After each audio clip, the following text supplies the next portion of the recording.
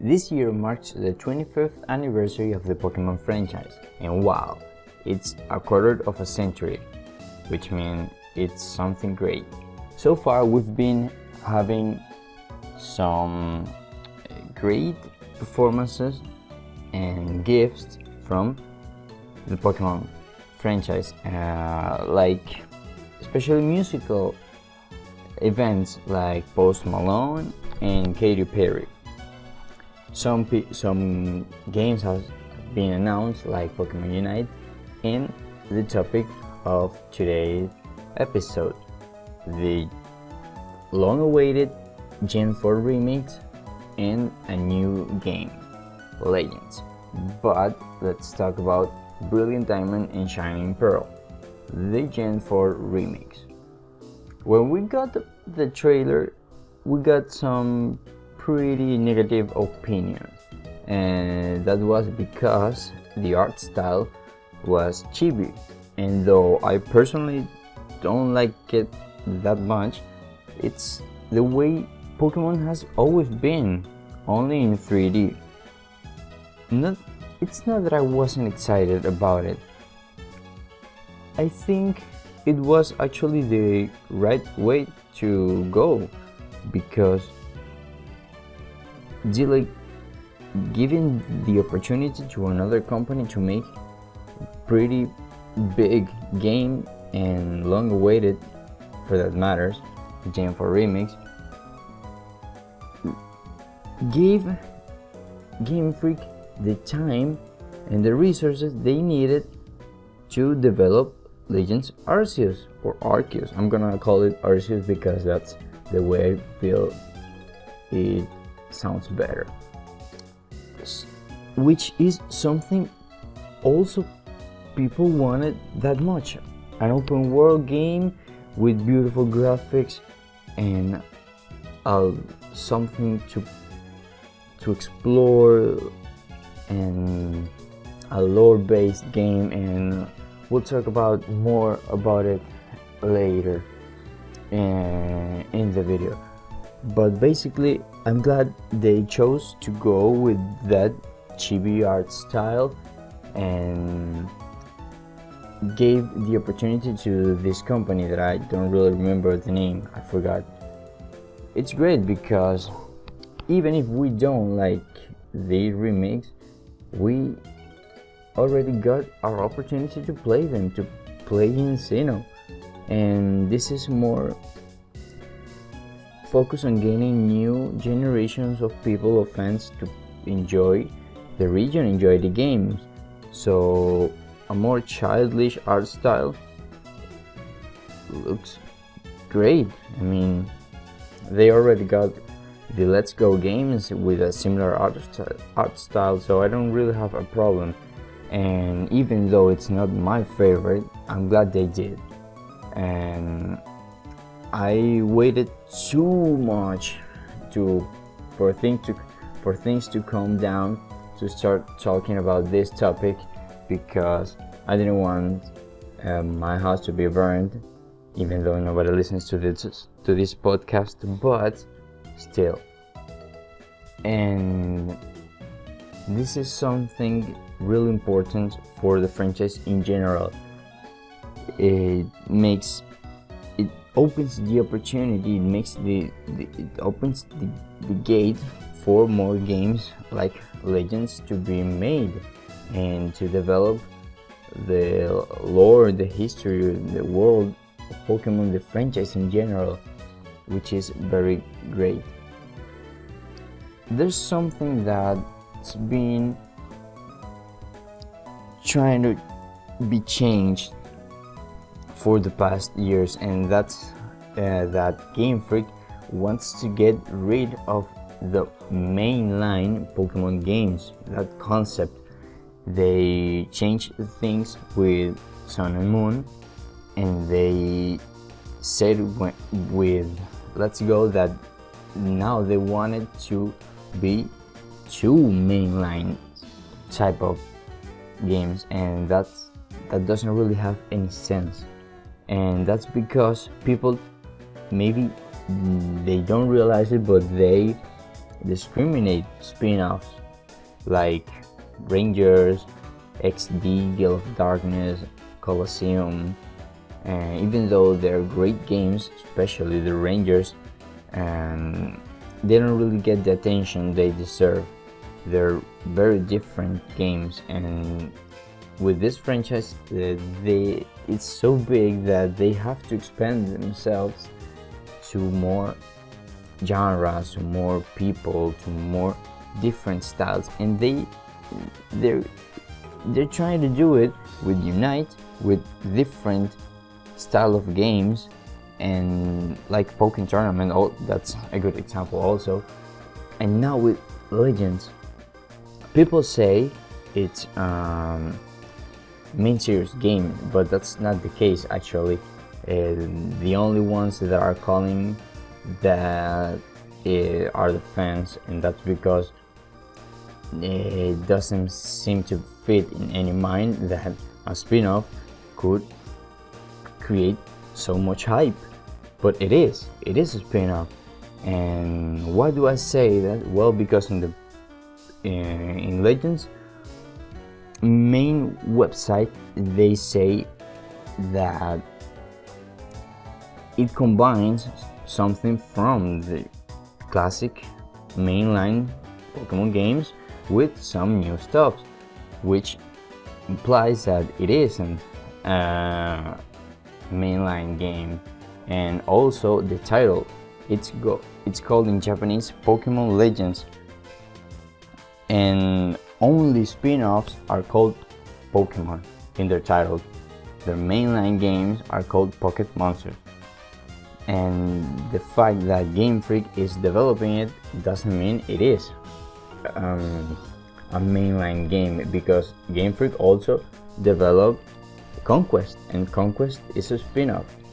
So yes, this is a spin-off, a lore-based game, great, and the new big project that will focus on getting older fans to have something to play.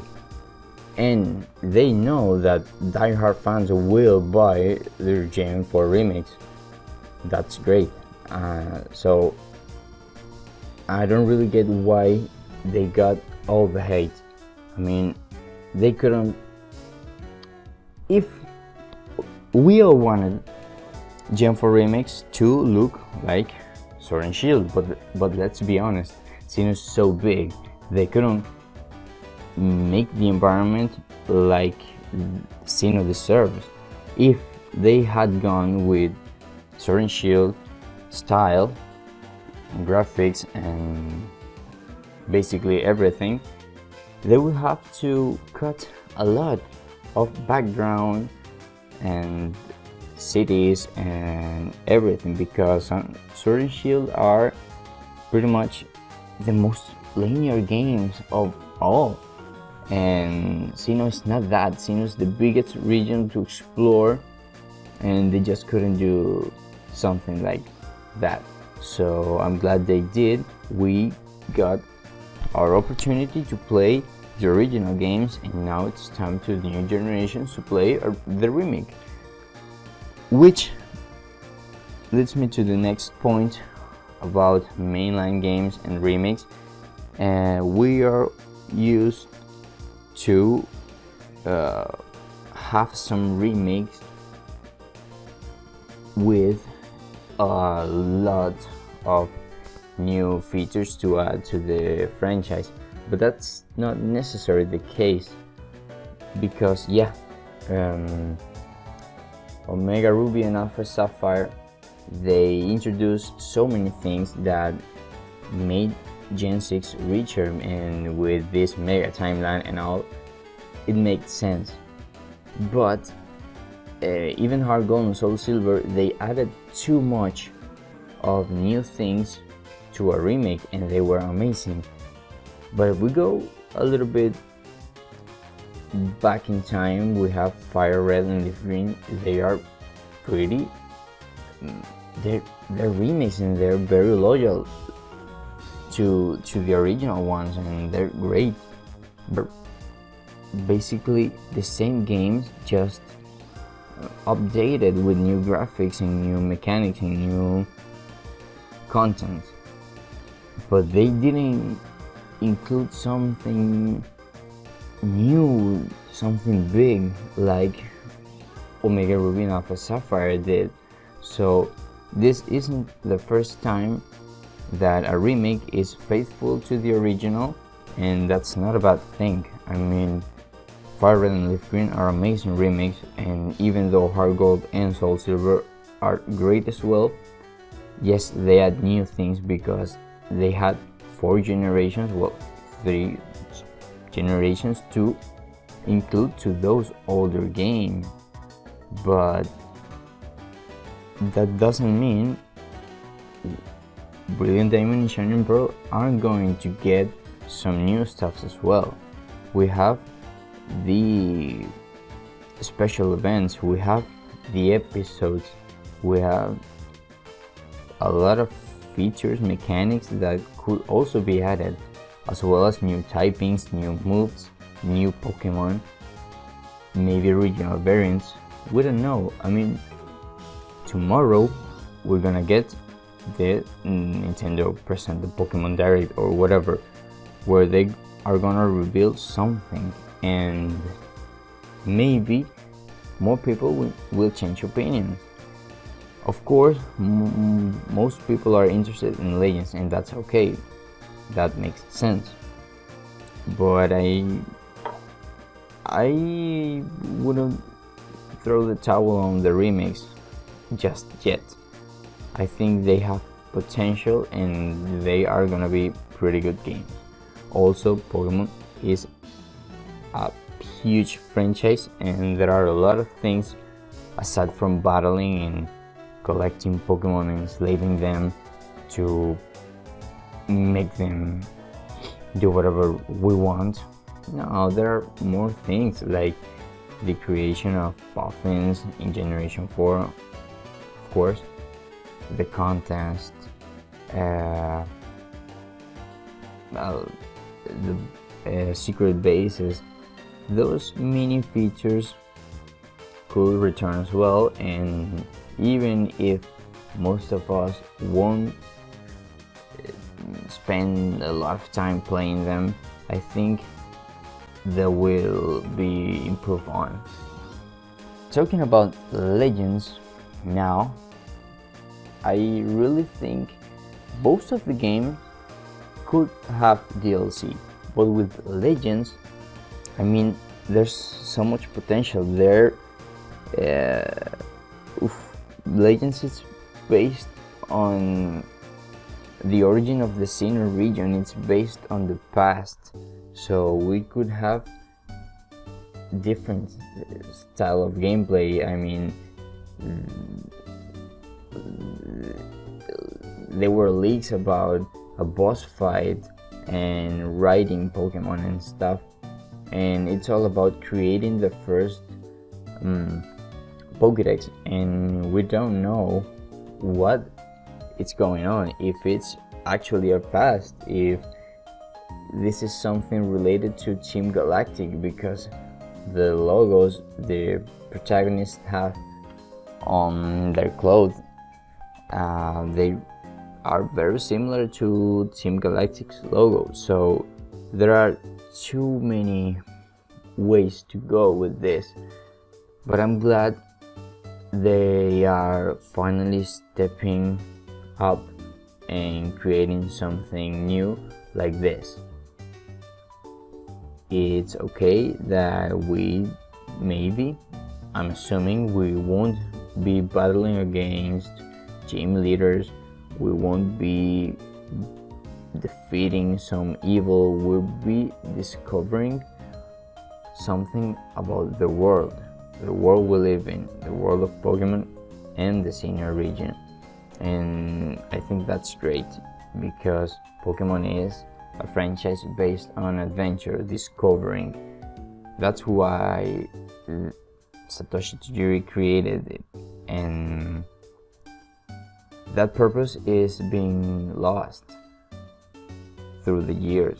I mean, capturing, battling, and everything is great, yes, but the excitement of exploring and discovering new things, I think that's something most people should take into account, because back when the internet wasn't a thing, everything was new to us.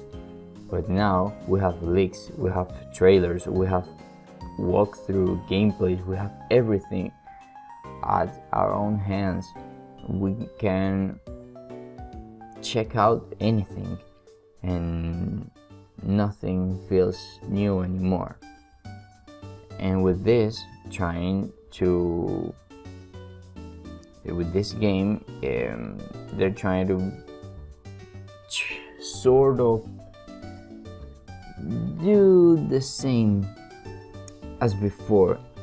I mean, it's obviously a new experience and is based on exploration, discovering, and everything. So let's see how things go. I'm very excited for both of them. I really believe both of them have potential, and not only for the generation but for the franchise in general. If they do things right, they could continue expand on the lore, maybe have games based on special characters like people have thought for years, like a Professor Oak based game or something. There are endless possibilities. This expansion of the universe, of the history of the world and everything, is what the franchise needed. So maybe this is the start of a new era of Pokemon, and maybe we'll have 3 mainline games: the classic one, the Let's Go ones, and the Legends one. We don't know. Maybe they shouldn't even be more main lines, just Pokemon games. Maybe they're classic, maybe they're Let's Go, maybe they're Legends, maybe they're Mystery Dungeon, maybe they're Rangers. I don't know, shadow based Pokemon.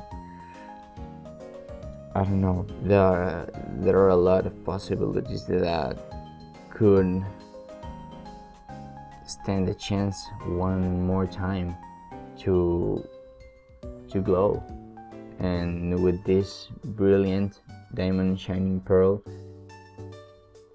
remix, this is not what most people expected, but maybe it is what we needed and what the franchise needed. I'm sure they will be good games, and there are a lot of things that could come in the future. So I don't really know what else to say. This video will be shorter. I had nothing planned. I'm still practicing, but I just wanted to make this before the announcement. So I'll catch you up in the next episode.